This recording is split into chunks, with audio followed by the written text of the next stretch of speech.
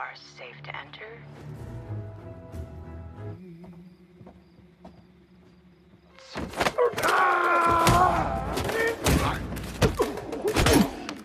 Yuhuu! Berjumpa lagi bersama Mimin di channel alur cerita film Lion Abayat. Pada video kali ini, Mimin akan menceritakan alur cerita dari film yang berjudul Operation Fortune Rouge de Guerre. Film ini dirilis pada tahun 2023 baru-baru ini dan memiliki skor 6,5 dari 10 poin menurut situs IMDb. Film hasil karya sutradara Guy Ritchie ini menceritakan tentang agen mata-mata yang melacak dan menghentikan penjualan senjata berteknologi baru yang sangat mematikan. Film keren ini dibintangi oleh Jason Statham, Aubrey Plaza, Josh Hartnett, dan rekan-rekan yang lainnya. Tanpa berlama-lama lagi, mari kita saksikan alur cerita film Operation Fortune Rouge de Guerre.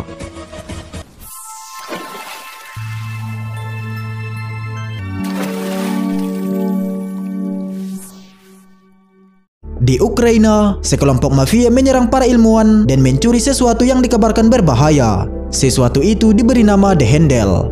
2 hari berselang, seorang agen bernama Nathan kemudian mendatangi gedung Menteri Pertahanan Inggris. Nathan diminta untuk mencari tahu siapa yang mencuri, menjualnya, siapa pembelinya, serta barang apa yang dibanderol dengan harga $10 miliar tersebut. Mendengar hal itu, Nathan cukup terkejut lantaran Menteri Pertahanan Inggris justru meminta bantuan intelijen tidak resmi. Ternyata pihak kementerian ingin melakukan Rouge de Guerre alias pendekatan perang tidak lazim sehingga tidak memerlukan agen resmi. Nathan kemudian memilih seorang intel bernama Orson Fortune untuk memimpin tim tersebut. Namun Menteri Pertahanan merespon dengan sedikit kesal lantaran Orson memiliki banyak fobia sehingga mengharuskan pemerintah mengeluarkan budget lebih untuk misi ini. Nathan juga sempat menyinggung soal Mike, yaitu saingan Orson. Namun Menteri Pertahanan berkata kalau Mike sedang menjalani pekerjaan lain. Nathan kemudian merekrut Sarah Fidel dan JJ Davis sebagai pendamping Orson, walau yang diinginkan Orson adalah seorang intel bernama John. Beberapa saat kemudian, Nathan dan Orson sudah tiba di Madrid yang langsung disambut oleh Sarah dan JJ. Mereka langsung bergegas menuju bandara, di mana barang curian berupa piranti dibawa oleh seorang mantan pensiunan profesor bernama Tuan Becker. Mereka kemudian berpencar untuk melakukan tugasnya masing-masing. Meski demikian, mereka tetap terhubung dalam satu saluran. Nathan bertugas di balik layar, Sarah bertugas mengawasi CCTV, sementara Orson dan JJ bertugas di lapangan. Usai menyebutkan ciri-ciri Tuan Becker, Orson dan JJ pun berpisah. Agen lain bernama Jane yang juga sudah standby di bandara melaporkan jika Tuan Becker berjalan menuju coffee shop, sehingga Sarah menyuruhnya untuk membuntuti pria tersebut. Namun baru saja Jane berdiri, seorang pria menyetrumnya dari arah belakang. Sarah tidak mengetahui hal tersebut sebab tampilan CCTV-nya dimanipulasi. Karena Jane tidak kunjung menyahut, Sarah menugaskan Marcia untuk memasang alat pelacak kepada Tuan Becker. Orson pun mencium kejanggalan, begitu juga dengan JJ. Mereka merasa ada tim lain yang juga melakukan misi yang sama dengan mereka. Sarah kemudian merasakan ada yang tidak beres dengan tampilan CCTV. Orson mengatakan jika John yang kemungkinan melakukan hal itu. Nathan menyebut kemungkinan besar Mike juga ada di bandara tersebut. Melihat semua kejanggalan yang terjadi, Orson langsung memerintahkan JJ untuk mengganti rencana. Bertepatan dengan itu, CCTV kembali berjalan normal dan Sarah bisa melihat jika Jane sudah disetrum dari belakang. 2 orang pria kemudian mengikuti Orson dari belakang dan hendak menyetrumnya. Namun Orson berhasil menghindar dan merebut alat setrum tersebut dan menyetrum keduanya hingga tidak sadarkan diri. Orson kemudian bergegas menuju gerbang utama, begitu pula dengan JJ. Sarah lalu menginstruksikan Nathan agar mendekat ke arah mereka. 2 orang pria kemudian terlihat mendekati Tuan Becker dan berusaha membujuknya agar ikut ke dalam mobil. Namun Orson datang tepat waktu dan menghajar 2 orang tersebut. Sedangkan JJ mengurus 2 orang lain yang menunggu di dalam mobil. Orson pun berhasil membawa Tuan Becker masuk ke dalam mobil dan mobil pun melaju. Sarah kemudian meminta Nathan untuk menghubungkan piranti tersebut sehingga bisa dikopi olehnya. Di tengah-tengah itu, mobil van mereka dihadang oleh tim Mike. Suasana pun berubah menjadi tegang. Nathan langsung meminta JJ untuk mengunci pintu mobil. Melihat pintu mobil tersebut dikunci, salah satu anak buah Mike berniat memotong pintu mobil tersebut menggunakan gergaji listrik. Beruntung Sarah sudah selesai mengkopi data piranti itu dan meminta Nathan untuk menyerahkan kembali pirantinya kepada Mike. Sarah pun menginformasikan bahwa piranti tersebut dalam keadaan teracak, sehingga akan lebih baik jika mengetahui akan kepada siapa piranti itu dijual. Sedangkan Tuan Becker yang memiliki penyakit jantung tampak shock dengan kejadian tersebut dan meninggal. Namun sebelumnya dia sempat menyampaikan jika dirinya memiliki janji temu di Dedakes Madrid meja nomor 6. Keesokan harinya, Nathan yang berpura-pura sebagai Tuan Baker datang ke Dedakes untuk menyerahkan koper milik Tuan Baker. Di sana dia bertemu Ben Harris, seorang pengacara untuk Greg Simon. Greg Simon sendiri merupakan miliarder pembuat senjata untuk kalangan atas. Diketahui, dia juga menjual Tomahawk kepada teroris dan sangat sulit ditangkap. Dalam melakukan transaksinya, Greg selalu menggunakan Ben Harris. Sarah juga mendapatkan informasi jika Greg akan melakukan acara amal bertajuk Orphans War di Cannes, yang mana dia sangat menyukai anak yatim piatu. Berpindah ke dalam pesawat, Orson dan tim melakukan penerbangan menuju Los Angeles untuk menghadiri undangan dari seorang bintang film bernama Danny Francesco. Mendengar hal tersebut, Nathan terkejut karena mulanya mereka akan terbang menuju Prancis Selatan. Orson dan Sarah kemudian menyebutkan bahwa untuk memancing mangsa mereka membutuhkan umpan, dan umpan tersebut adalah Danny, yang mana merupakan bintang film favorit Greg Simons. Sebelumnya, Greg sudah meminta agar Danny datang dan muncul secara mengejutkan di acaranya itu. Meski dibayar mahal, Danny menolak permintaan tersebut. Oleh karena itu, Sarah memanfaatkan kesempatan tersebut. Terlebih, Sarah memiliki bukti skandal perselingkuhan Danny dengan adik iparnya. Beberapa saat kemudian, mereka pun tiba di Burbank, Los Angeles. Sarah yang mengetahui rahasia besar seorang produser bernama Saul Goldstein akan meminta Saul membujuk Danny agar hadir di Las Vegas membuat kesepakatan untuk 5 film. Dengan imbalan, Danny harus turut hadir dalam Orphans War yang digelar oleh Greg. Berpindah ke tempat Danny dan Saul yang sedang mengobrol di dalam pesawat pribadi Danny. Saul mengatakan keinginannya kepada Danny, namun Danny menolak. Orson kemudian datang dan meminta pramugari bernama Natasha untuk keluar dari sana. Orson mengancam jika Danny tidak membatalkan keberangkatannya ke Las Vegas dan ikut bersama mereka ke Cannes, maka Orson akan membeberkan bukti perselingkuhannya ke publik. Sehingga mau tidak mau, Danny pun menurut. Beberapa saat kemudian, mereka akhirnya tiba di Cannes, Perancis. Rencananya adalah Sarah berperan sebagai pacar Danny dan Orson sebagai manajernya. Sementara Danny sendiri nantinya akan muncul sehingga perhatian Greg teralihkan. Setelah semuanya sepakat, mereka pun tiba di acara Orphans War yang ternyata digelar di atas sebuah kapal. Menyaksikan hal tersebut, Nathan menekankan agar Orson tidak mengeluarkan dana lagi, karena dana tahunan pemerintah sudah dihabiskannya dalam misi ini. Orson mengingatkan jika fokus mereka sekarang adalah siapa yang akan membeli di handle tersebut. Danny bersama Sarah dan Orson pun tiba di lantai atas kapal. Greg yang sedang duduk bersama para koleganya pun menyadari kehadiran Danny. Greg lalu bertanya siapa di antara mereka yang berhasil mengundang Danny, namun tidak ada yang mengaku. Kemudian asisten perempuan bernama Emily berkata jika kehadirannya merupakan kejutan. Seorang perempuan kemudian datang sambil mengenakan kalung koleksi Habsburg seharga $1,5 juta. Nathan kembali menekankan Orson bahwa apapun yang Danny beli haruslah dibayar menggunakan uang sendiri. Orson tidak peduli dengan peringatan Nathan dan justru membeli kalung itu karena Danny terlihat menyukainya. Nathan yang melihat itu sangat kesal kepada Orson. Emilia lalu mendekat dan mengatakan jika kalung tersebut sekarang milik Danny sebagai hadiah dari Greg. Greg kemudian bersalaman dengan Danny dan menyampaikan kekagumannya. Dia bahkan turut mengenalkan koleganya, yaitu Trent dan Arnold, yang juga merupakan sponsor acara tersebut.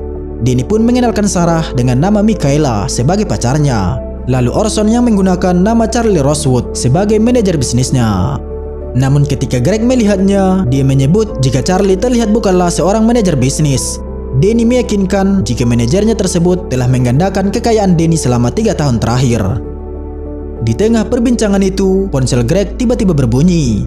Dia lalu meminta Emilia untuk menjawab panggilan tersebut dan Sarah sempat meliriknya sekilas.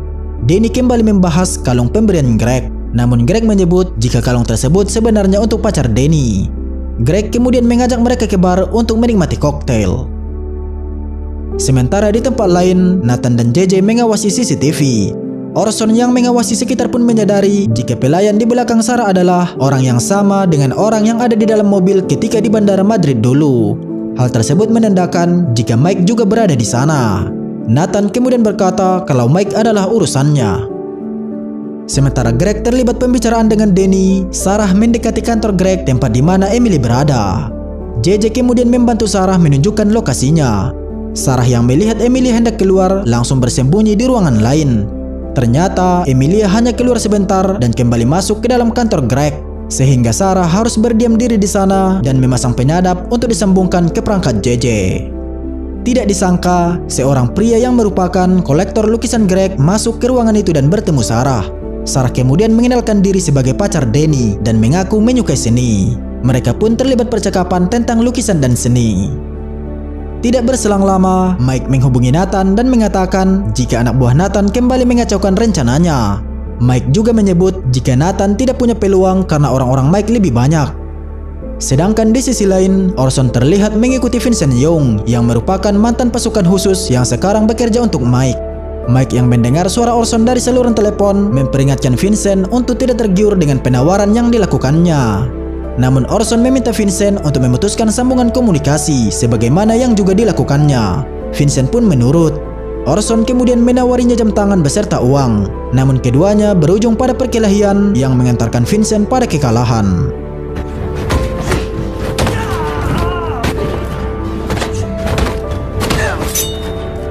Get that from? You going for me?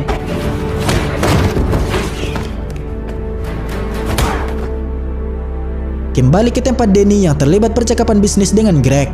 Tidak lama kemudian, Sarah pun kembali bergabung bersama mereka. Greg lalu mengusulkan agar Danny bersama Michaela alias Sarah untuk hadir pada acara pribadinya di Villa Turki minggu depan. Danny dan Michaela pun menyetujuinya. Beberapa saat kemudian, teman-teman Greg mendekati mereka. Greg lalu memperkenalkan teman-temannya itu kepada Danny dan Michaela. Orang-orang tersebut bernama Alexander, Natalia, Big Jeff, Kacha, dan juga Dimitri. Alexander dan yang lainnya kemudian mengajak Danny berfoto, sedangkan Michaela alias Sarah sedikit menjauh. Rupanya Greg mengikuti kemana Sarah pergi. Greg lalu sedikit menggoda Sarah dan berusaha agar Sarah mau mempertimbangkan penawaran darinya. Danny yang merasa kesal karena sikap Alexander dan kawan-kawannya yang berlebihan terlihat tidak ingin terlibat lagi dengan Sarah dan Orson. Mereka kemudian bergegas pergi. Setelah itu, Greg bersama Alexander terlibat percakapan tentang transaksi barang. Tim Nathan yang telah melakukan penyadapan mengetahui kalau Alexander telah menjual barang seharga $10 miliar, sehingga dapat ditebak jika barang tersebut merupakan The Handle. Informasi tersebut kemudian disampaikan Nathan kepada Menteri Pertahanan. Walau sejauh ini Nathan tidak tahu apa barang tersebut dan siapa pembelinya, namun Nathan juga ingin mengetahui kepada siapa Mike bekerja. Karena setiap melakukan misi, tim Mike selalu ikut campur misi yang sedang mereka kerjakan. Menteri Pertahanan kemudian meyakinkan Nathan jika saat ini Mike tidak bekerja untuk pemerintahan manapun. Meski demikian, mereka mengetahui jika Ukraina terlibat dalam peristiwa ini. Orson dan tim kemudian berdiskusi mengenai rencana selanjutnya. Pada malam harinya, misi pun dimulai. Orson bertugas membobol dan menginstal piranti dari rumah Alexander yang merupakan orang Ukraina. Sementara Sarah akan membantunya mengawasi lewat CCTV dan menyebarkan gas asap yang membuat semua orang di rumah Alexander pingsan. Setelah Orson tiba di kamar Alexander, Orson justru asik menonton televisi. Sarah yang kesal langsung memerintahkan Orson untuk segera menginstal piranti dari laptop Alexander. Orson pun mengerjakan tugasnya. Dia juga mengambil sejumlah uang dan perhiasan sehingga membuat kejadian itu terlihat seperti perampokan. Setelah semuanya selesai, Sarah akan menjemputnya di gerbang depan. Karena semua orang sedang pingsan, Orson pun berjalan dengan santai. Namun di halaman depan, dia bertemu dengan dua orang pengawal pribadi Alexander yang memerintahkannya untuk tidak bergerak. Dan tiba-tiba, setelah mengalahkan dua pengawal tersebut, pintu gerbang pun terbuka, di mana Sarah dan JJ datang menjemput Orson menggunakan mobil. Keesokan harinya, tim intelijen Nathan berkumpul sambil mendengarkan percakapan antara Greg dan koleganya. Greg kemudian mendapat telepon dari seorang diplomat bernama Kasim yang melaporkan kejadian pencurian di rumah Alexander semalam. Dari sambungan tersebut, diketahui jika Kasim akan terbang menuju markasnya di Antalya, Turki. Sarah meyakini jika hal ini mendasari Greg berada di Turki pada akhir pekan. Sesuai rencana, Sarah kembali berperan sebagai Michaela dan dia akan berangkat ke Turki bersama Danny. Singkat cerita, mereka pun tiba di Antalya dan langsung disambut Greg bersama dua anak buahnya. Greg kemudian memperlihatkan koleksi mobil klasiknya. Emily dan Sarah lalu pergi ke tempat lain, sementara Danny terkesima dengan mobil 75 Corniche warna merah yang sejak dulu diidamkannya. Melihat Danny yang sangat menyukai mobil tersebut, Greg langsung memberikan mobil itu secara cuma-cuma kepada Danny. Mereka berdua kemudian berkeliling menggunakan mobil tersebut dan Danny tampak sangat bahagia. Berpindah ke tempat lain, Orson dan JJ sedang mengawasi Kasim. Rupanya Kasim memiliki pengawal yang senantiasa mengikutinya kemanapun. Pada saat itu juga, Orson dan JJ melihat keberadaan Mike di sana. Kasim lalu membeli es dan meninggalkan sebuah koran di dekat toko tersebut. Tidak lama kemudian, Kasim pun pergi dan diikuti oleh Mike. Lalu datanglah Ben Harris, yaitu pengacara Greg, mengambil koran tersebut. Orson kemudian meminta JJ kembali ke mobil, sementara dia akan mengikuti Ben Harris. Di sisi lain, Sarah yang sedang berada di villa Greg berhasil meretas CCTV dan langsung pergi ke ruangan kerja Greg tempat komputernya berada. Sarah melaporkan kepada Nathan jika rencana Greg sepertinya bukan menjual The Handle, karena Sarah melihat jika Greg hanya banyak membeli kontainer berisi AK-47 curian, semuanya seharga $30 juta. Namun Nathan mengatakan bukti-bukti tersebut tidak cukup untuk menyeret Greg ke penjara. Oleh karena itu, Sarah kembali menggali lebih jauh berkas di dalam komputer tersebut. Nathan kemudian menghubungi Orson dan mengatakan jika mereka telah keliru, serta barang yang sedang mereka selidiki itu bukanlah The Handle, melainkan senjata api. Namun Orson yang tidak sengaja melihat Ben Harris menyangkal bahwa barang tersebut pastilah bukan hanya sekedar senjata api. Itulah mengapa Orson memutuskan untuk mengikuti Ben Harris. JJ juga mengikuti mereka menggunakan mobil untuk meretas ponsel milik Ben Harris. Di perjalanan, Ben Harris menyadari bahwa dia diikuti sehingga mengirim pesan kepada seseorang. Namun JJ berhasil memblokir pesan tersebut. Ben kemudian menyuruh anak buahnya untuk mengurus Orson. Saat itu, Orson yang memakai kacamata dan membawa peta berpura-pura tersesat. Dia pun bertanya kepada anak buah Ben kemana jalan menuju pelabuhan. Anak buah itu kemudian menunjukkan jalannya. Akan tetapi, saat Orson membuka kacamatanya, saat itulah Ben menyadari jika dia merupakan manajer Danny Francesco. Ben langsung mengirim pesan fakta yang baru saja dia dapatkan. JJ yang mengetahui isi pesan itu segera memberitahu Orson. Orson kemudian berbalik dan langsung menyerang anak buah Ben.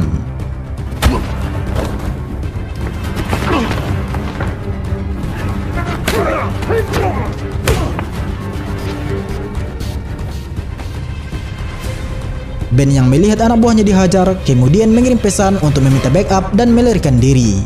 Orson pun mengejarnya, namun Ben berhasil mencuri motor. Sayangnya di tengah perjalanan Ben terjatuh. Meski demikian, Ben berhasil melarikan diri dan naik ke lantai atas sebuah gedung menggunakan lift. Tidak kehabisan cara, Orson mengejarnya melalui tangga. Di dalam lift, Ben bersama seorang laki-laki. Begitu keluar, Ben meminta lelaki tersebut memotret dirinya. Lalu diam-diam, Ben memasukkan ponsel miliknya ke dalam saku lelaki tersebut. Ben kemudian mendorong lelaki itu hingga jatuh ke lantai bawah. Orson yang sudah tiba di lantai atas gedung tidak menemukan siapa-siapa. Lalu secara mengejutkan, Ben kembali muncul dan menyerang Orson. Namun dalam sekali serangan dari Orson, Ben terlempar ke lantai bawah. Orson pun kembali menemui JJ dan bergegas menuju penginapan. Di hotel, Nathan pun mengkonfirmasi kepada Menteri Pertahanan jika berkas yang diambil Sarah dari komputer Greg adalah kunci untuk membuka piranti Tuan Baker alias The Handle. The Handle sendiri merupakan AI pertama yang dapat diprogram. Namun sayangnya sudah terkirim di pos sehingga tidak bisa dibatalkan. AI tersebut bisa digunakan untuk memprogram apapun, termasuk meluncurkan dan membatalkan serangan nuklir. Diketahui, Alexander menjual The Handle melalui perantara Greg dan dibanderol sebesar $10 miliar. Ben Harris seharusnya dijemput di Hotel Amara oleh anak buah Alexander esok hari pada pukul 9 pagi untuk melakukan transaksi. Pada saat transaksi, Ben juga harus menghubungi Greg untuk meminta 15 kode sandi. Oleh karena itu, Orson akan berpura-pura menjadi Ben Harris. Dan untuk mengubah suara Orson menjadi suara Ben Harris, Nathan meminta Sarah yang mengatasinya. Keesokan harinya, Kasim yang tidak tahu bagaimana wajah Ben Harris menjemput Orson di Hotel Amara. Orson diperiksa sedemikian ketat, termasuk dengan menyita ponselnya. Kasim dan anak buahnya langsung bergegas menuju sebuah tempat terpencil dengan terdapat bangunan dari batu. JJ pun datang dengan senjata lengkap dan siap menembak. Kasim kemudian meminta Orson menunggu sejenak. Tidak lama kemudian, sebuah mobil datang. Salah seorang dari mereka turun dan memperlihatkan The Handle. Saat itulah Orson meminta kembali ponselnya untuk menghubungi Greg. Dengan bantuan Sarah, Orson pun berhasil menghubungi Greg tanpa kecurigaan. Namun ketika Orson meminta kode sandinya, anak buah Greg menyadari jika sistem internet mereka telah diretas. Ketika Greg sudah memberikan kodenya dan Orson berhasil mentransfer dana, saat itulah Emily menyadari jika CCTV di villa tersebut telah dimanipulasi. Salah satu pengawal Alexander yang sempat memergoki Orson menyusup ke rumah Alexander pun curiga dan mengkonfirmasi jika Orson bukanlah Ben Harris. Dan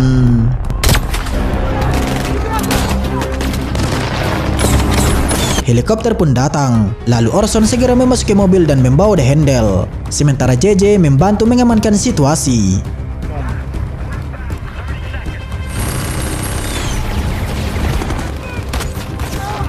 Di sisi lain, anak buah Alexander menyadari jika saldo yang ditransfer tersebut telah raib. Ketika sedang kabur, tiba-tiba sebuah mobil menghadang mobil Orson. Orson segera mengetahui jika itu perbuatan Mike. Dia pun terkejut ketika mengetahui jika Mike berada di atas helikopter. Setelah Mike mendarat, dia menemui Orson dan akhirnya Mike berhasil mendapatkan The Handle tersebut.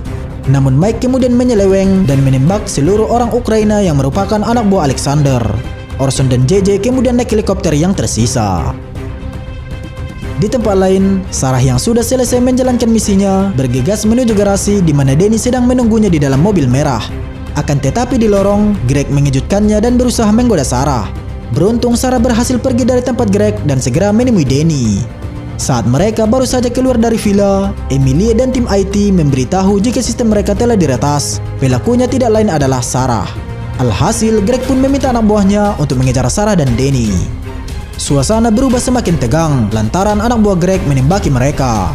Untungnya di dalam mobil tersebut terdapat pistol, sehingga Sarah berhasil melumpuhkan satu mobil di belakangnya. Meski demikian, masih tersisa satu mobil lagi yang mengejar mereka. Tiba-tiba helikopter Orson dan JJ meledakkan terowongan untuk membantu Sarah dan Danny. Mereka semua pun pergi dari tempat tersebut menggunakan helikopter. Di dalam pesawat, Orson menghubungi Nathan. Nathan lalu memberitahu jika Mike tidak bekerja untuk siapapun dan menyuruh tim kembali merebut The Handle tersebut. Orson kemudian berencana akan kembali menemui Greg lantaran dia punya ide agar Greg mau bekerja untuk mereka. Bertepatan dengan Mike yang sudah mendarat dengan membawa The Handle, Orson dan tim juga berhasil mendarat di villa milik Greg. Mereka kemudian bertemu Greg yang didampingi Emilia. Greg mengaku bahwa dia memang sudah ditipu, namun tidak mungkin membuat kesepakatan dengan Orson. Dia bahkan memuji Orson atas kejeniusannya menggunakan Danny sebagai umpan. Cara itu jauh lebih berkelas dibanding Mike yang berpura-pura menyamar sebagai pegawai pemerintah yang mengincar komisi dan barangnya. Orson dan Sarah kemudian mengatakan jika Greg masih bisa mendapatkan komisi dan reputasinya. Orson lalu bertanya siapa pembeli The Handle. Greg menyebut dua koleganya yang bernama Trent dan Arnold. Mereka akan menggunakan AI atau The Handle itu untuk membobol perbankan dunia. Trent dan Arnold juga telah banyak membeli emas, sehingga saat mereka selesai dengan aksinya, maka hanya emas yang bisa digunakan sebagai alat pembayaran. Mereka juga telah menyewa sekelompok pasukan swasta yang cukup jahat, sehingga sangat susah untuk menyerang mereka. Namun atas bujukan Danny, Greg pun setuju bekerja sama untuk merebut The Handle itu kembali. Di tempat lain, Nathan pun menghubungi Menteri Pertahanan dan mengabarkan jika The Handle tersebut merupakan bom atom finansial, di mana nantinya hanya emas yang tersisa sebagai mata uang dan angkanya naik tajam. Tim intelijen Nathan yang kini dibantu Greg pun mulai beraksi menuju gedung Trent dan Arnold. Danny dan Greg bertugas di lapangan. Orson dengan bantuan JJ membobol pertahanan keamanan sebuah hotel tua untuk menguasainya, sementara Sarah mengurusi CCTV dan IT. Greg dan Danny pun tiba di sebuah ruangan di atas gedung. Ternyata bukan hanya Trent dan Arnold di ruangan tersebut, ada juga Mike dan para anak buahnya. Greg lalu menyebut tujuannya ke sana, yaitu untuk menagih komisi $10 miliar yang tidak dia dapatkan. Greg kemudian mengaku bisa meledakkan hotel tua di belakangnya hanya menggunakan 30-40 Samtex. Dia lalu meminta Danny mematikan lampu dan mulai menghitung mundur. This one in 3, 2, 1. Dengan ilustrasi tersebut, dia mampu meledakkan orang-orang terkasih dari mereka semua. Danny pun membagikan kertas berisi daftar nama kekasih dan keluarga mereka tepat dengan titik lokasinya. Greg menyebut bisa menghancurkan mereka semua dalam 5 menit jika Trent dan Arnold tidak mentransfer komisinya. Dan dalam 5 menit itu, dia akan menunggu telepon dari manajer bisnisnya yang mengatakan apakah uangnya sudah masuk rekening atau belum. Usai mengatakan itu, Greg dan Danny pun keluar. Karena ketakutan, Trent dan Arnold sepakat untuk mentransfer uang tersebut. Tetapi Mike tidak. Mereka pun terlibat baku tembak hingga semua orang di ruangan tersebut meninggal. Sementara itu, Orson berhasil melumpuhkan semua penjaga di gedung itu dan sekarang berada di dalam lift menuju lantai atas. Setelah sampai di ruangan itu, dia pun menemukan The Handle dan berniat membawanya. Namun tiba-tiba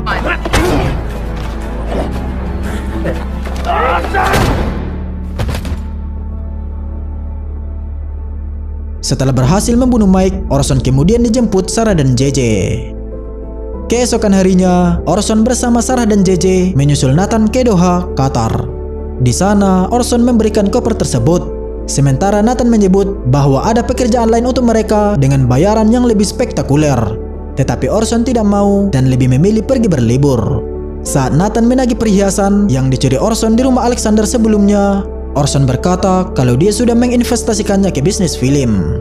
Dan ternyata mereka sedang membuat film di mana Danny Francesco yang menjadi pemeran utamanya.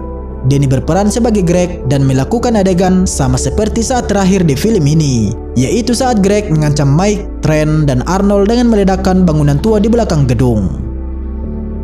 Dan akhirnya kita telah selesai menyaksikan alur cerita film Operation Fortune Ruse de Guerre ini guys. Semoga kalian terhibur. Jika suka dengan video ini, silahkan tekan tombol subscribe dan share-nya. Saya pamit undur diri, sampai jumpa di video saya selanjutnya. Bye-bye.